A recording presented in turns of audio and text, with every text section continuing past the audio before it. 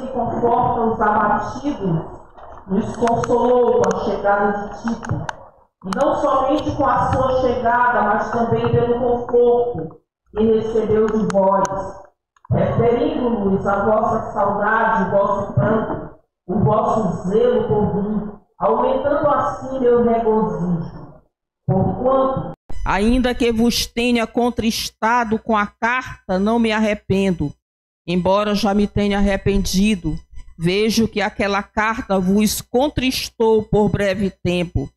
Agora me alegro, não porque fostes contristados, mas porque fostes contristados para arrependimento, pois fostes contristados segundo Deus, para que de nossa parte nenhum dano sofresseis.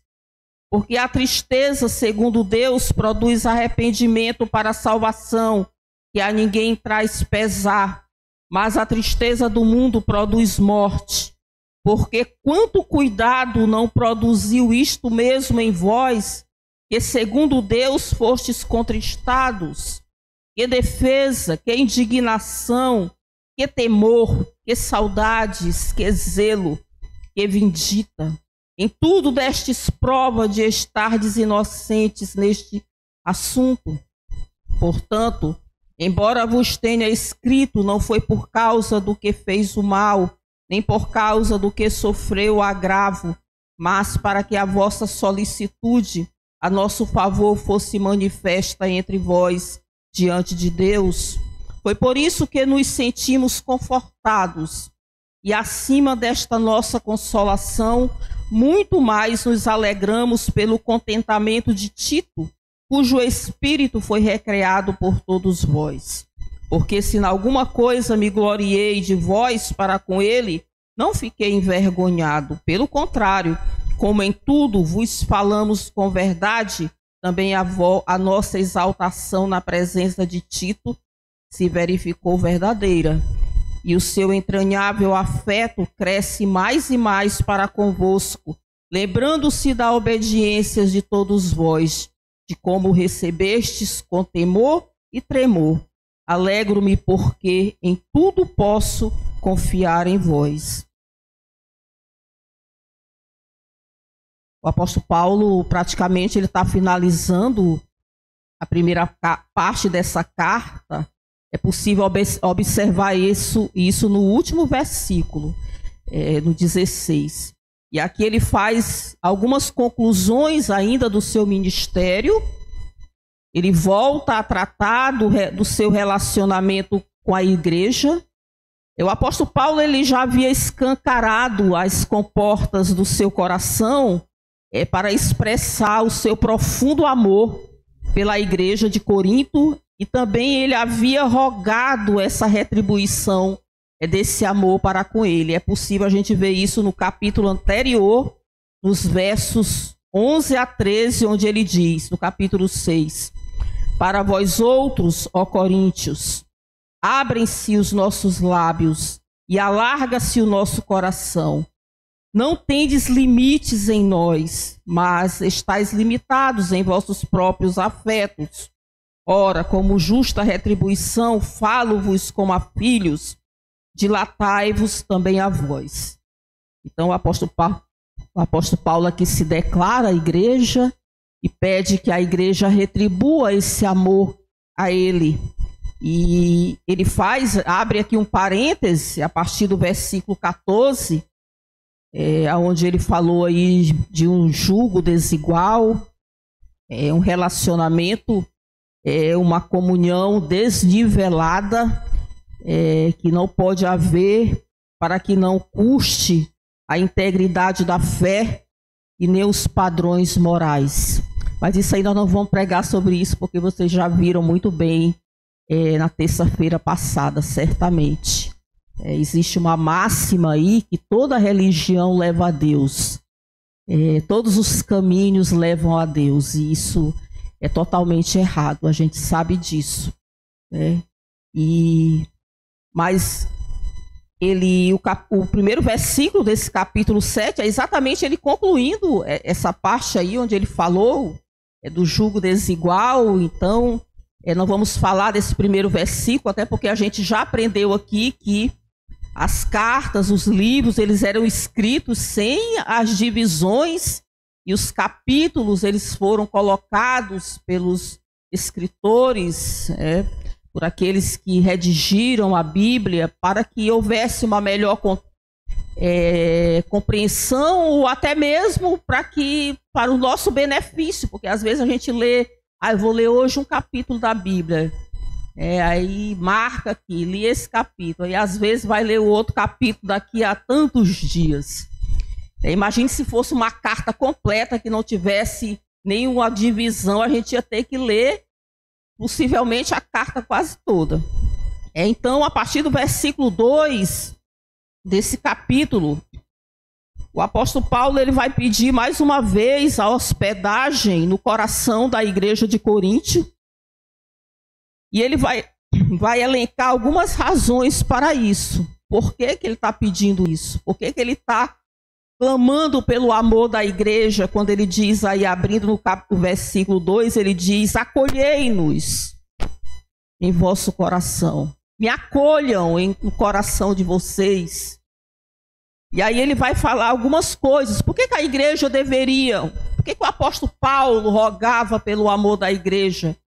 Qual era o respaldo que o apóstolo Paulo tinha para clamar pelo amor da igreja? E ele vai dizer nesse próprio versículo 2 até o 4.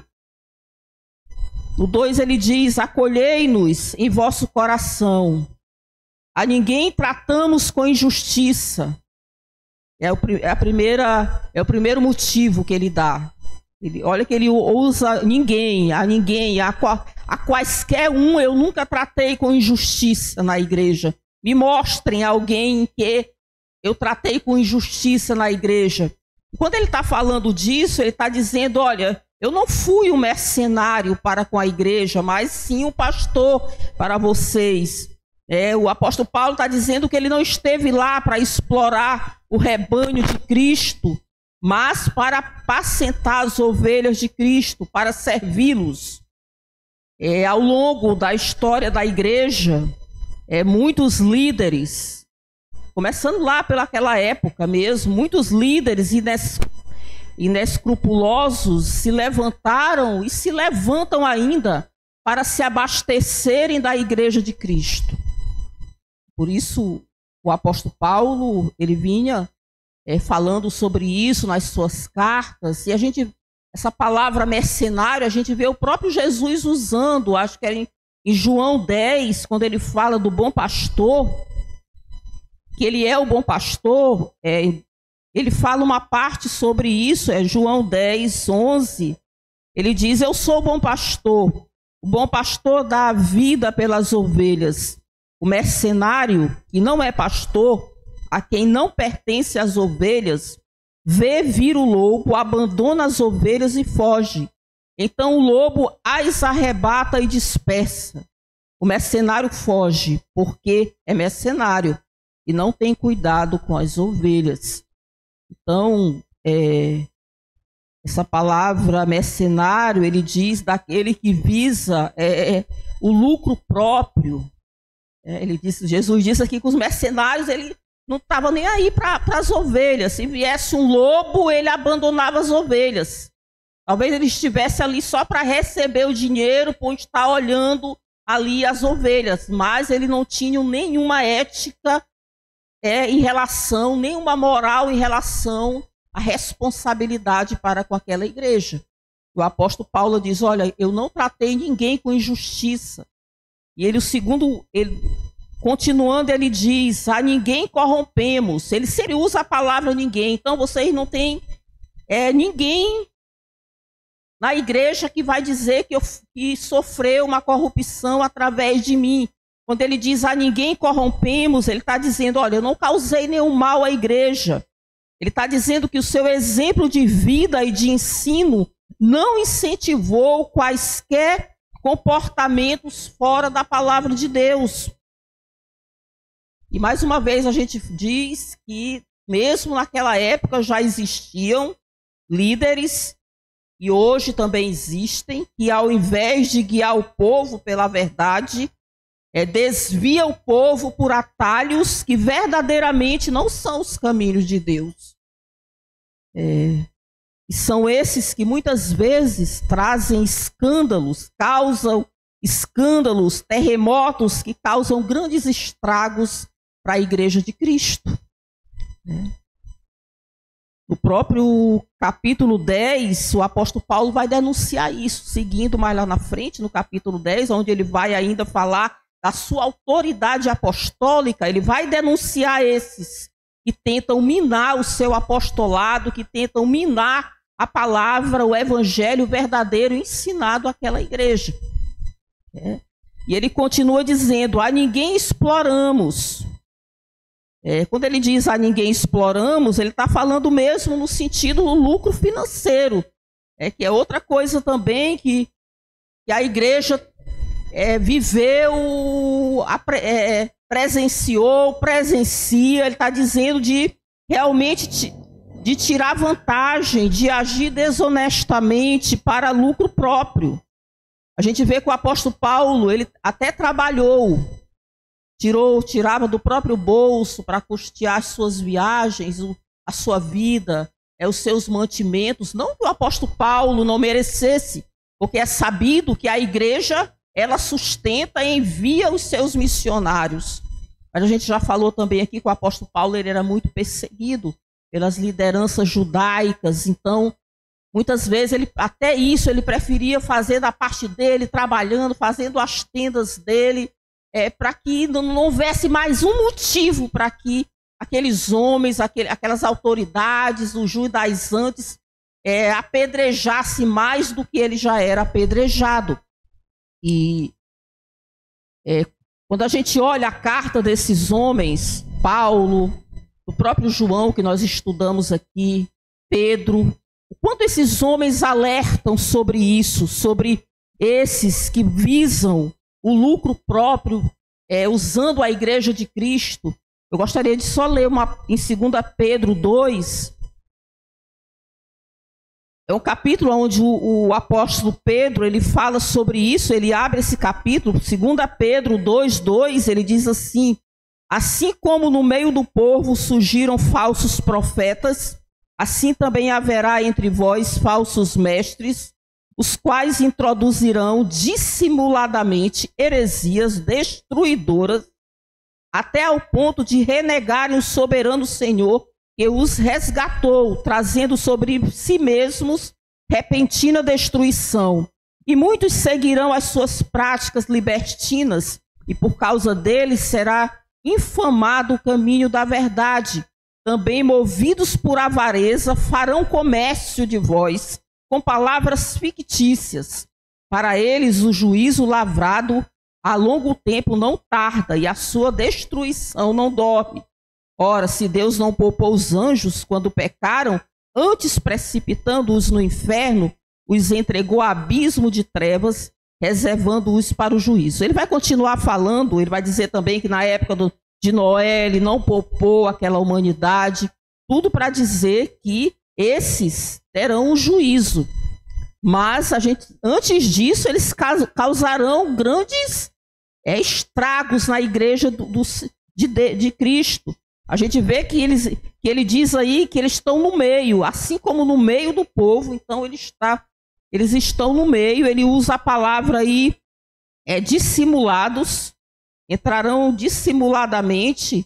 Essa palavra dissimuladamente, ela quer dizer fingido, ela quer dizer falso, hipócrita, enganador, mentiroso, sonso. É nesse sentido, quando a gente vai ver o significado dessa palavra dissimulados. Então são alertas, não somente do apóstolo Paulo, mas dos demais apóstolos, desses infiltrados, desses disfarçados que buscam disseminar e levar à destruição muitas vezes. É por isso, irmãos, está proibido o analfabetismo bíblico dentro da igreja. É sério isso. Muito sério, porque a gente vê aqui que esses estão no meio, de maneira dissimulada, de maneira disfarçada. São os mercenários. Por isso nós precisamos estar fundamentados nessa palavra. E quantos têm sido enganados? Hoje, nesse momento, quantos têm sido enganados por esses? O próprio Jesus alertou sobre isso, que se possível até aqueles os escolhidos seriam enganados. E o apóstolo Paulo ele vai continuar no versículo 3, falando mais um motivo porque a igreja deveria amá-lo. Ele diz: não falo para vos condenar, porque já vos tenho dito que estáis em nosso coração, para juntos morrermos e vivermos. Olha só, o apóstolo Paulo diz: olha, eu escrevi essa carta, eu estou escrevendo agora, eu escrevi outras cartas, não foi para condená-los, embora o apóstolo Paulo até pudesse fazer isso, com a autoridade que ele tinha. E aí ele diz: não, eu faço isso, porque já vos tenho dito estas coisas, porque já tenho dito que estáis em nosso coração, para juntos morrermos e vivermos. Gente, quando eu li isso aqui, eu fiquei, eu sou muito boba assim para chorar mesmo, né? E aí eu digo: meu Deus, que atitude do apóstolo Paulo. Eu vi nisso a atitude de um verdadeiro pastor, de um verdadeiro líder. Quanto ele mantinha uma lealdade sincera para com a igreja de Cristo, uma lealdade tão profunda, tão duradoura, que ele diz aqui que nem a morte podia alterar isso. É tipo assim, ninguém solta a mão de ninguém. A despeito de todos aqueles ataques que ele tinha sofrido, levantado por um grupo, por aquele homem que já havia sido disciplinado, mas o amor que ele tinha por aquela igreja. E por as outras também. E aí ele continua: muito grande, outro motivo, muito grande no 4, é a minha franqueza para convosco, e muito me glorio por vossa causa. Sinto-me grandemente confortado e transbordante de júbilo em toda a nossa tribulação. Muito grande a minha franqueza. Ele está dizendo que ele é aquele que fala com sinceridade, características de um verdadeiro discípulo de Cristo. O apóstolo Paulo ele usou de muitas verdades para com a igreja, não só presencialmente, mas também nas suas cartas, até mesmo na terceira carta, chamada carta pesada, que era o motivo da angústia aqui do apóstolo Paulo. Ele usou de sinceridade, usou de franqueza, e o apóstolo Paulo havia encaminhado essa terceira carta por Tito.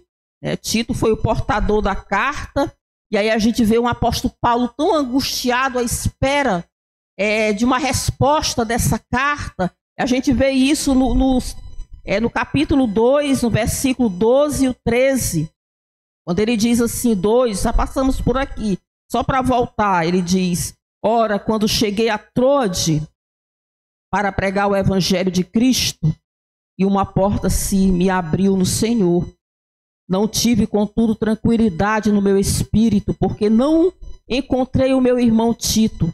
Por isso, despedindo-me deles, parti para a Macedônia. Olha só, aqui ele já tinha passado por Corinto, já tinha escrito a terceira carta, já tinha sentido o ambiente lá, a gente já passou por essa parte, o ambiente em relação a ele, por ele ter mudado de ideia, e aqui ele já tinha escrevido a terceira carta, já tinha encaminhado essa terceira carta por Tito, lá para a igreja de Corinto. E aí ele chega aqui em Troade, e aí ele diz aqui que havia uma porta aberta, escancarada ali para que o apóstolo Paulo pregasse o evangelho. No entanto, ele não conseguiu, devido à angústia que ele estava por não ter encontrado Tito, porque ele queria saber o resultado da carta, o que tinha acontecido. E aí a gente vê o apóstolo Paulo que foi levado ao terceiro céu, como a gente vai ver lá na frente, no capítulo 12, se preparem para esse capítulo, um homem que foi elevado ao terceiro céu, mais vulnerável às aflições, pela aquela falta de notícias que ele tinha, de como a igreja tinha se comportado diante da leitura daquela carta. Paulo era aquele que não temia a morte, ele mesmo disse que a morte para ele era lucro. mas, no entanto, ele temia o efeito daquela carta, ele temia que a obra feita lá em Corinto, da plantação daquela igreja, se perdesse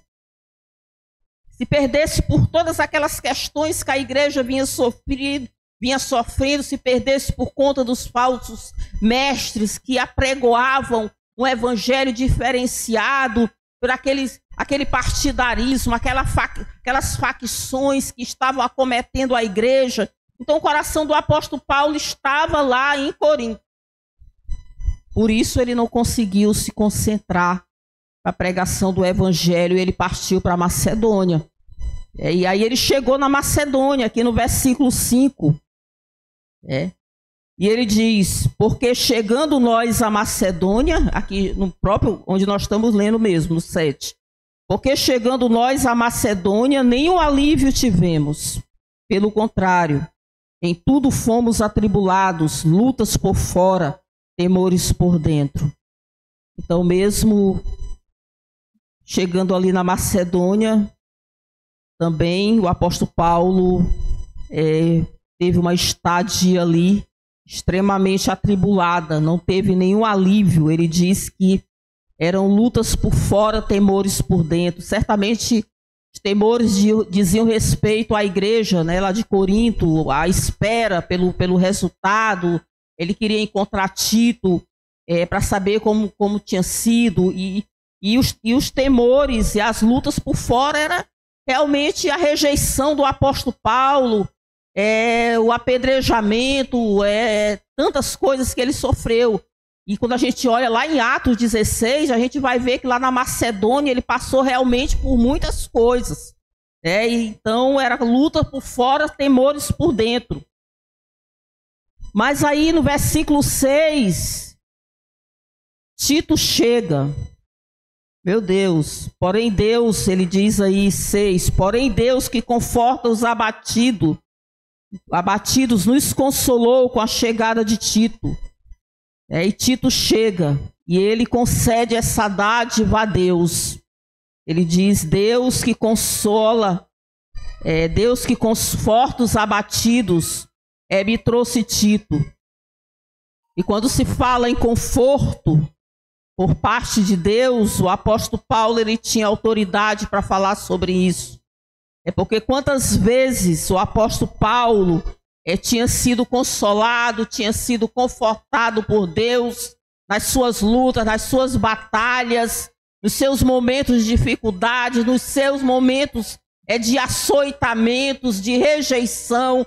Quantas vezes Deus confortou o apóstolo Paulo, mesmo ele naquela prisão lá com Silas. Foi lá na Macedônia que ele foi preso com Silas, jogado numa prisão, amarrado os pés. E aí eles começaram a cantar. E aí Deus mandou um terremoto. E ali se soltou aquelas algemas e as portas ali se abriram. Isso aí é uma outra história. Então, o Tito chegou com excelentes notícias. Olha só, no versículo 7. E não somente com a chegada de Tito, mas também pelo conforto que recebeu de vós, referindo-nos à vossa saudade, o vosso pranto, o vosso zelo por mim, aumentando assim meu regozijo. Então Tito chegou e trouxe notícias maravilhosas, onde ele diz que a igreja sentia saudade do apóstolo Paulo. A igreja pranteou pelo apóstolo Paulo, a igreja tinha zelo pelo apóstolo Paulo. Nossa, não podia ter notícias melhores. Então, isso trouxe regozijo, isso trouxe paz, isso trouxe tranquilidade para o espírito do apóstolo Paulo.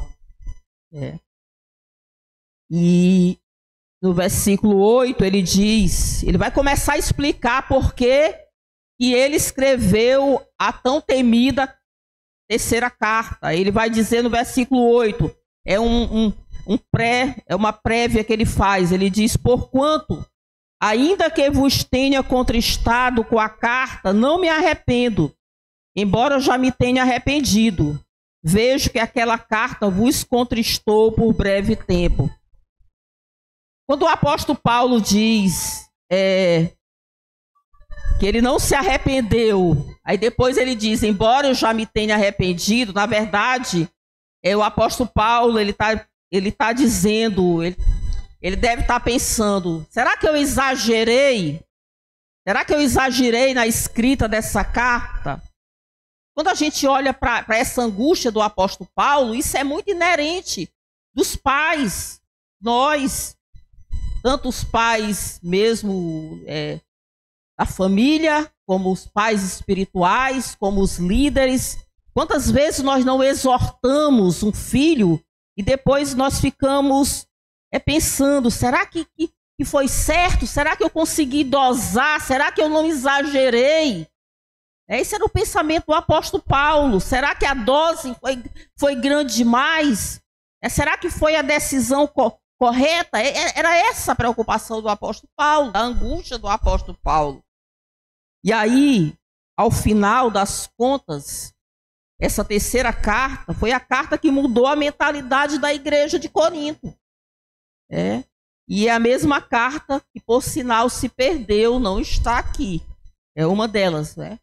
A outra foi a primeira. Então, mas a terceira foi a carta mais severa e mais pesada. Aí eu fico pensando, por que essa carta não está aqui? Deus sabe, mas talvez ela fosse tão pesada. Será que nós suportaríamos essa carta? Deus sabe de todas as coisas, né? Pois é. Então, e aí, ele vai explicar agora por que ele escreveu a terceira carta.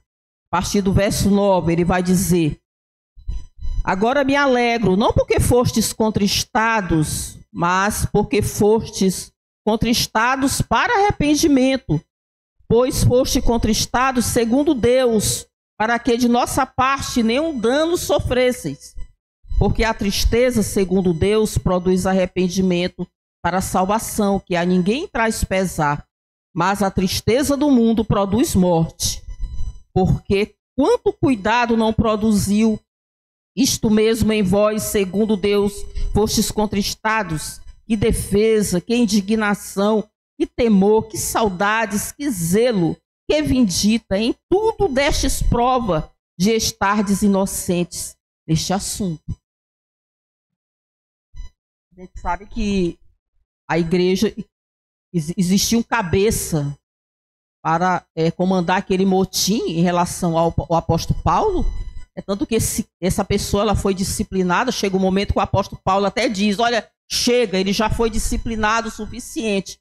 Nós já passamos por essa parte.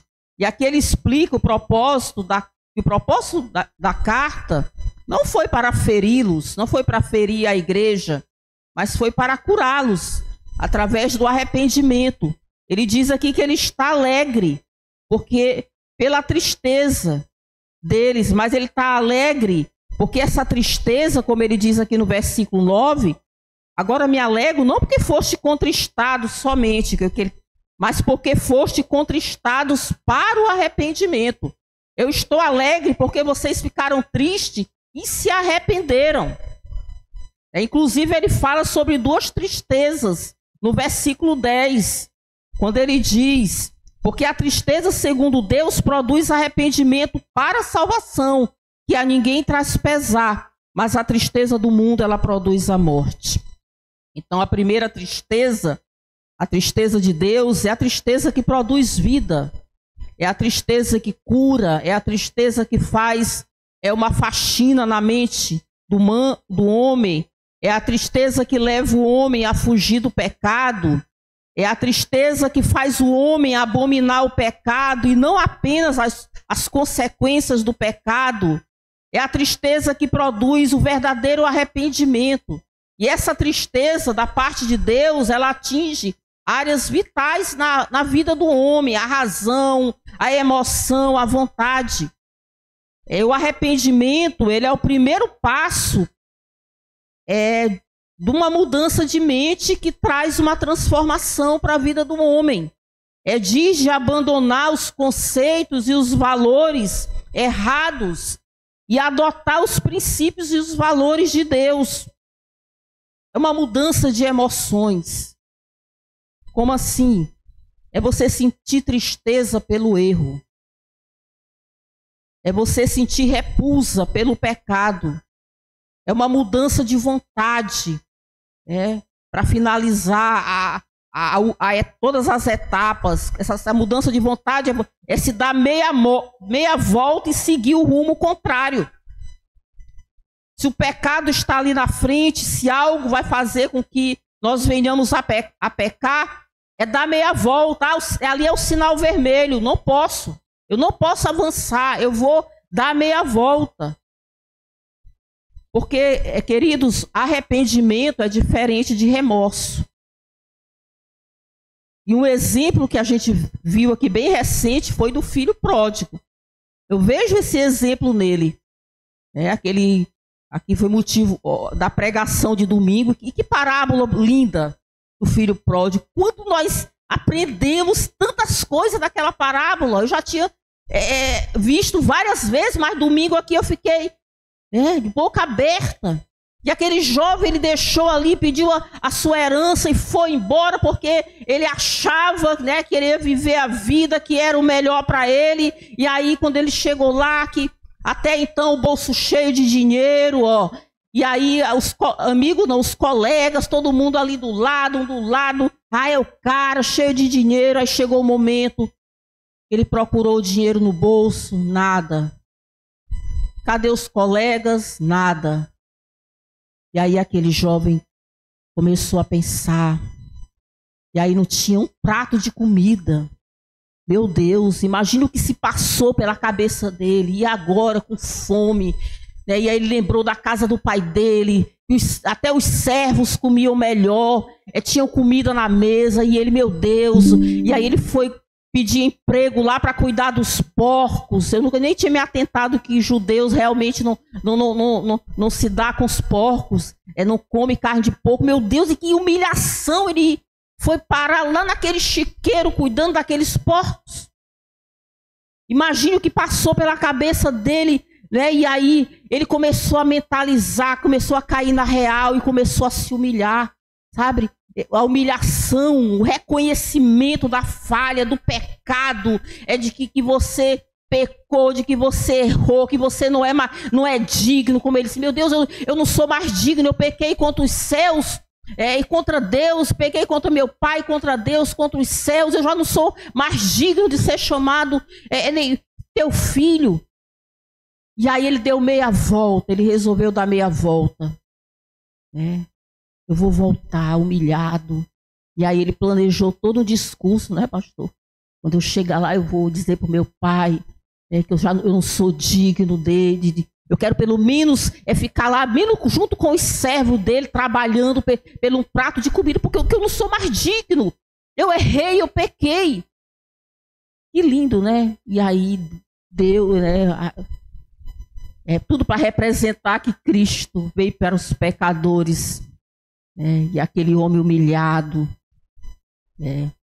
como Deus, ele realmente recebe os arrependidos, os contristados, os humilhados, aqueles que reconhecem que realmente erraram. E aquele pai ali correu, e aquele filho certamente estava tão mal cheiroso, só com aquela roupa do corpo, a roupa que ele cuidava dos porcos. E ele nem só falou a metade do discurso, o pai dele, não, meu filho. E aí a gente já sabe o resto da história, mas essa história é belíssima. E aí a tristeza para a morte, ela não traz arrependimento, mas ela traz remorso. Muitos se culpam, muitos se autoflagelam, mas não conseguem sair do atoleiro do pecado. Muitos sentem tristeza muitas vezes não porque cometeu o ato do pecado, por exemplo, não porque roubou, por exemplo, mas porque ele foi flagrado roubando, não foi pelo roubo, não foi pelo adultério. Eu já vi muitos colegas meus falando, foi pego em adultério pela esposa. Mas se eu tivesse sido mais esperto, meu Deus, Nem um pouco arrependido pelo ato do pecado, mas porque estava arrependido, porque ele não foi mais esperto. Ele poderia ter continuado assim, né? E a esposa não sabendo. Então, o remorso não é pelo pecado. E o apóstolo Paulo aqui respira aliviado, ele diz, ufa, que alívio. Houve o verdadeiro arrependimento na igreja de Corinto. E aí no 13, ele vai falar do próprio Tito. Ele diz, foi por isso que nos sentimos confortados e acima desta nossa consolação, muito mais nos alegramos pelo contentamento de Tito, cujo espírito foi recriado por todos vós. Porque se em alguma coisa me gloriei de vós para com ele, não fiquei envergonhado. Pelo contrário, como em tudo vos falamos com verdade, também a nossa exaltação na presença de Tito se verificou verdadeira. Olha só, o apóstolo Paulo, ele elogiou a igreja de Corinto para Tito, antes dele levar a carta. Olha só, o apóstolo Paulo estava preocupado com a recepção que Tito teria. Gente, eu fico pensando na situação de Tito, porque certamente Tito, ele não sabia o que continha na carta. O apóstolo Paulo aqui não diz que o apóstolo Paulo escreveu na frente de Tito. Não, ele entregou a carta e Tito ele foi apenas um portador, um mensageiro. Então, certamente Tito ele não marocou o conteúdo da carta. Até porque bisbilhotar não é de Deus. Ele fez uma longa viagem, mas certamente ele não abriu a carta para ver o que tinha. Quando ele chegou na igreja com a carta, ai meu Deus, uma carta era naquela época, nossa, era lida, era uma coisa importante, ela substituía mesmo a própria pessoa em carne e osso. E certamente aquela carta ela foi lida ali para a igreja e Tito estava lá. Eu fico pensando na situação de Tito. À medida que a igreja ia lendo aquela carta e ele foi o portador daquela carta e o apóstolo Paulo tinha falado bem da igreja. Olha só como é um líder. O apóstolo Paulo em nenhum momento disse que aquela igreja estava vivendo toda aquela situação, que a igreja era aquilo, que a igreja era isso. Não, ele elogiou. É tanto que ele diz aqui, olha, e vocês não me envergonharam, eu exaltei vocês, me gloriei em vós. Ele diz no versículo 14, e eu não fiquei envergonhado, porque a igreja, mesmo com aquela carta sendo lida ali, certamente Tito ficou ali encolhido. Ele disse, meu Deus, eles vão me matar agora, vão me linchar, porque o teor da carta era sério, era carta pesada. E aí, mas não, eles tiveram um comportamento diferente. Eles receberam ali Tito como uma autoridade representativa do apóstolo Paulo. E aí o apóstolo Paulo diz, eu tinha razão quando eu elogiei vocês para Tito, vocês não me envergonharam, eu não passei vergonha, vocês receberam Tito com muito amor. E o próprio Tito ficou encantado com a igreja. Olha só o que diz no versículo 15. E o seu entranhável afeto, ele está falando do afeto de Tito, e o seu entranhável afeto cresce mais e mais para convosco, lembrando-se da obediência de todos vós, de como recebestes com temor e tremor. Olha, a igreja tinha os seus defeitos, estava sendo curada, mas o Tito, ele trouxe aqui para Paulo uma imagem diferenciada agora da igreja. Ele disse que a igreja era uma igreja obediente, uma igreja que recebeu ele com temor e tremor. Por isso a luta do apóstolo Paulo para detectar o problema, para acabar com o problema e fazer aquele diagnóstico todo que ele fez da igreja para realmente sarar a igreja, curar a igreja, porque era a igreja de Cristo. E estamos encerrando já.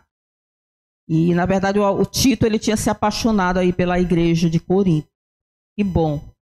E o apóstolo Paulo ele encerra dizendo, alegro-me porque em tudo posso confiar em vós. Olha só, aquela igreja era uma igreja de confiança. Agora o apóstolo Paulo disse que ele confiava na igreja.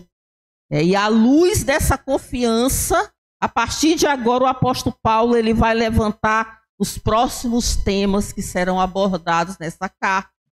Ele vai falar aí da oferta que a igreja deveria levantar, e tantos outros assuntos, ainda falar da sua autoridade apostólica, e muitas coisas ainda ele vai falar para a igreja. Agora de uma maneira mais leve, tá? Então, vamos continuar aí no capítulo 8, na próxima terça-feira, não perca, porque essa carta ainda tem muita coisa linda para nos ensinar. Muitas coisas ainda para aprendermos.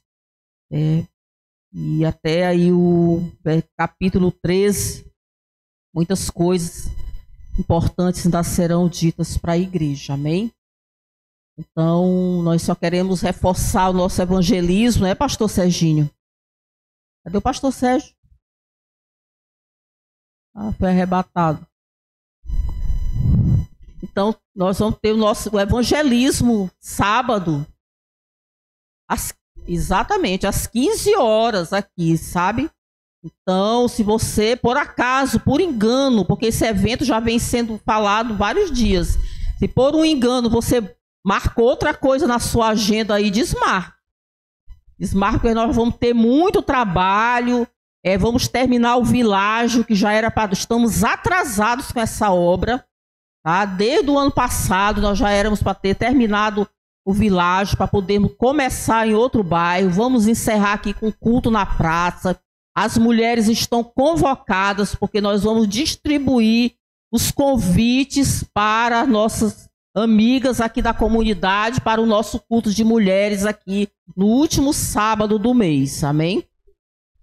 Queremos lembrar também que a nossa escola, tivemos 2 domingos de recesso, mas ela volta a todo vapor agora nesse domingo, com assunto novo, revista nova. Inclusive eu estou ali com as revistas no carro, elas vieram em quantidade limitadas. O assunto aí, quem estava aqui no domingo viu, vai falar da salvação. Então, se você ainda tem alguma dúvida sobre a salvação, eu ainda estou conquistando a minha salvação, eu estou trabalhando nisso, vai ser jogado por terra depois que terminarmos o estudo dessa lição, tá bom? Então, qualquer coisa, procure a secretária da escola bíblica aí, que é a Sara, que ela está aí no controle aí das revistas, tá bom?